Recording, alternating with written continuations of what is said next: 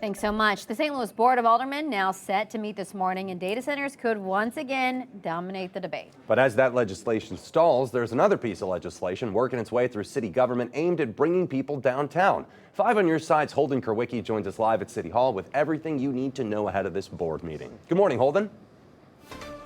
And good morning, Landon. Good morning, Michelle. 2 pieces of legislation aimed at both eliminating tax incentives for data center developers while also setting up regulations on where data centers can be built in the city limits were expected to be finalized today. But after several hours of debate earlier this weekend, multiple amendments being added, those items were actually moved to the non-binding or informal discussion portion of the agenda. However, that's not stopping one member of the Board of Aldermen from advancing legislation that he believes will drive people to downtown St. Louis. Board Bill 50, which is sponsored by 14th Ward Alderman Rasheen Aldridge, seeks to revise the city code to establish food truck zones within the city and streamline the permitting process for food truck vendors.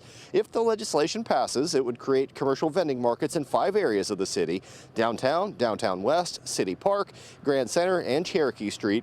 Aldridge told me his goal is to cut the red tape, keeping small business owners away from downtown.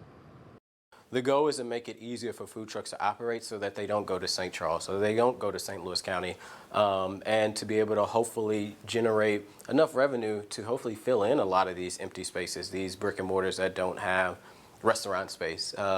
History shows that from food trucks you can gain enough capital where you move from food truck to a brick and mortar. As the current legislation is currently written, it would require all food trucks to be at least 150 feet away from existing brick and mortar businesses. Interestingly enough, the Blues are coming out in support of this legislation, but food trucks would not be allowed around Busch Stadium or in certain parts of Soulard. Reporting live outside of City Hall, Holden Kerwicki, 5 on your side. Thanks, Holden.